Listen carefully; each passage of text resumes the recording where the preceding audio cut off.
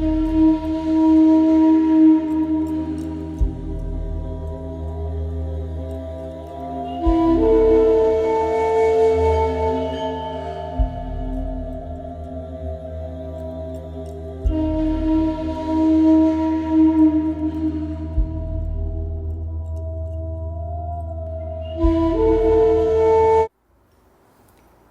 and welcome back to Inara. Before we start today's video, I would like to thank all my new subscribers. Thank you for subscribing to my channel. I would like to thank a few special people who always motivate me to make these videos. So to begin with, I would like to say thank you to Basit. Basit is my friend, and he always gives me constructive feedback regarding what he liked and what he doesn't like about the videos. Also, I would like to thank Anish. Anish, thank you so much. He's always the first one to give me feedback as soon as a video is uploaded. So it really means a lot to me. Thank you so much for taking the time out to watch the video and then pass on the feedback. Also, I would like to thank two very important pillars of strength in my life, Soumya and my sister Anjali. These two beautiful women keep me grounded and always provide me constructive feedback, not just with my channel but also with general situations in life. I really appreciate both of you being a part of my life, and thank you so much.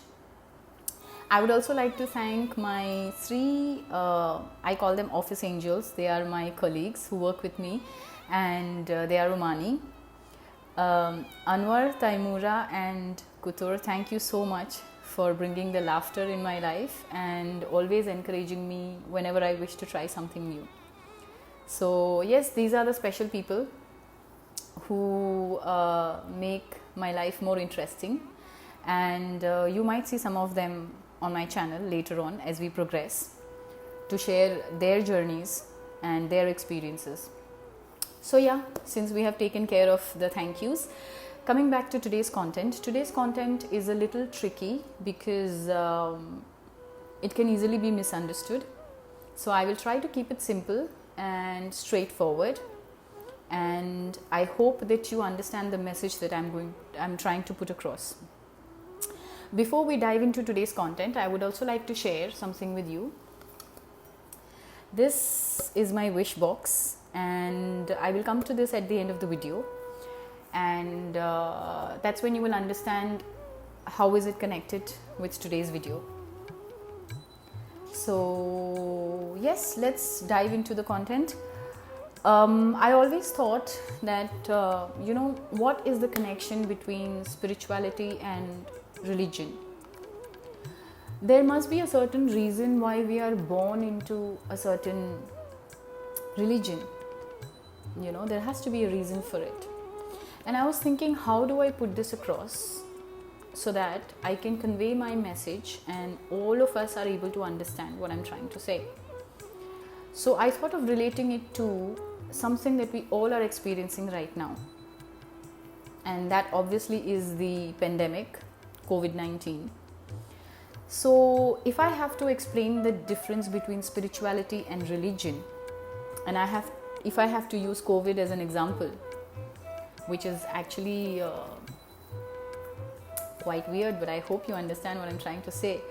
A spiritual person dealing with COVID would be, spirituality is, what you do from within yourself to protect yourself. For example, you ensure that your surroundings are sanitized, you follow the hygiene protocol, you ensure that you don't unnecessarily visit places which are crowded, you don't unnecessarily invite gatherings around you. So this is something that you're doing for yourself, right?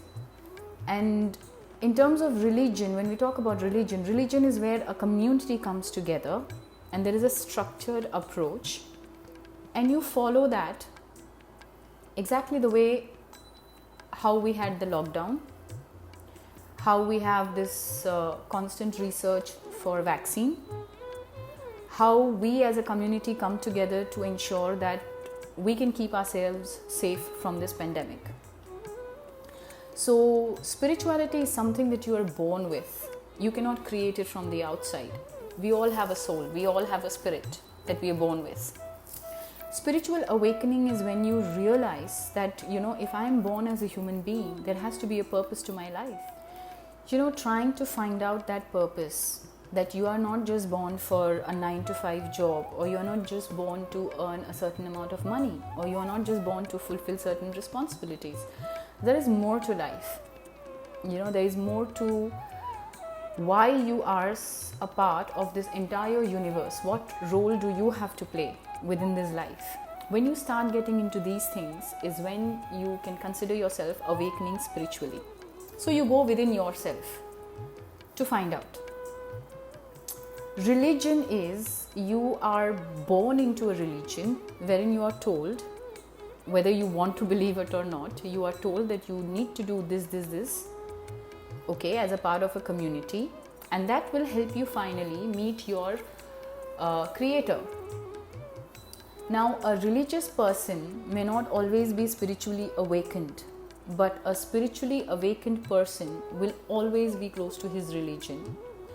The reason being, when you are a spiritual person, you automatically get attracted to reading your scriptures, visiting your religious places, and you don't read your scriptures because you are told that you need to read it 108 times, or you need to read it 5 times a day, or you need to read it on certain days so that it's a way to bribe God. No.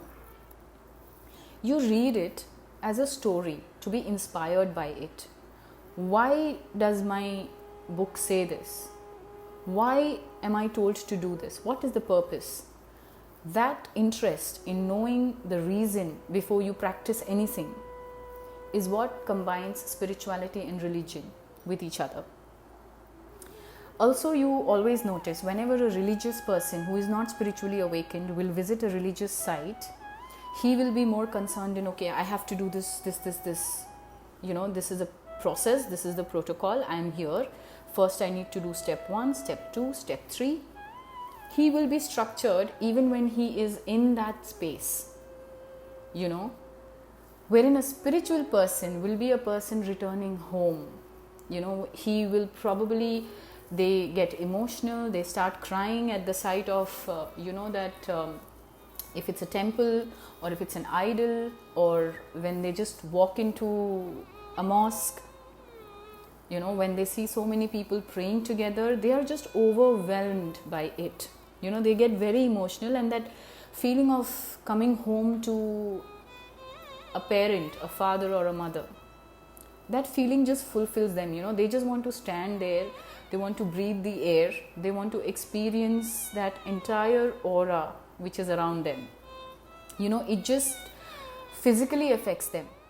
So the whole idea of choosing today's topic was to understand that there is a link between spirituality and religion. The more you are spiritually awakened, the more you will understand and practice your religion better.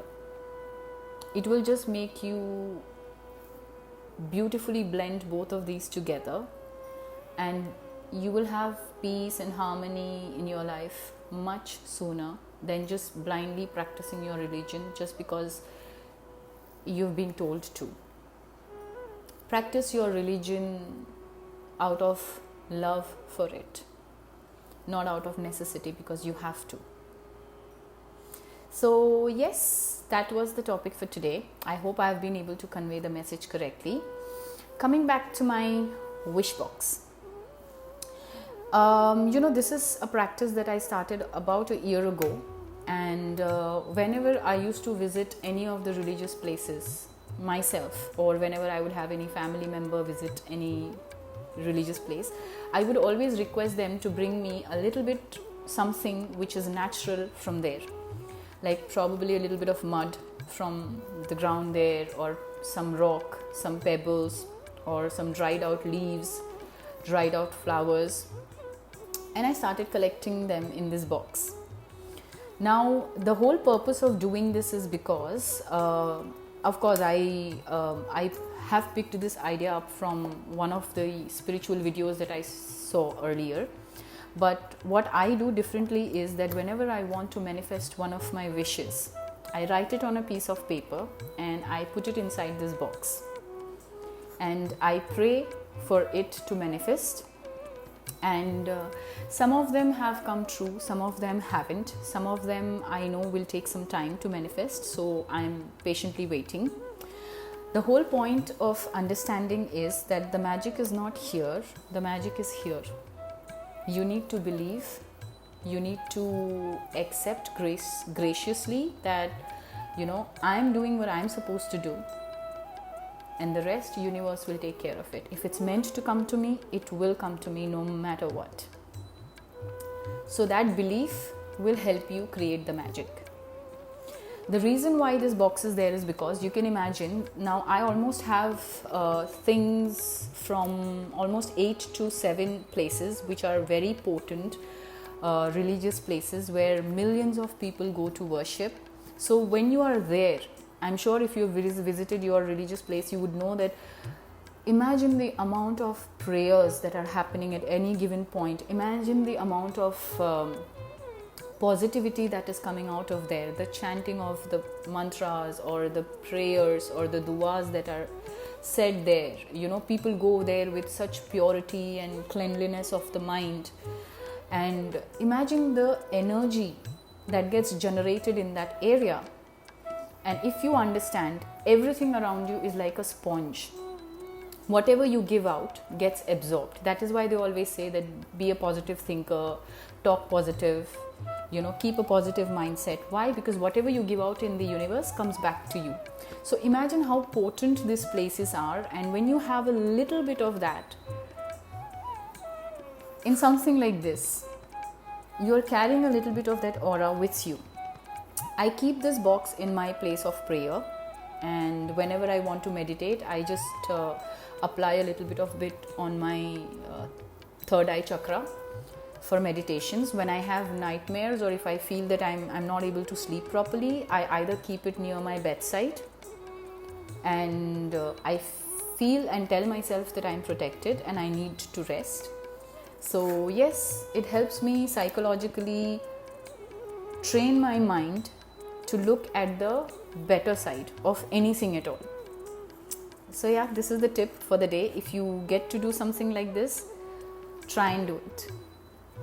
It's not crazy as it sounds. It works wonderfully if you believe in it. So love and light, and thank you for joining me.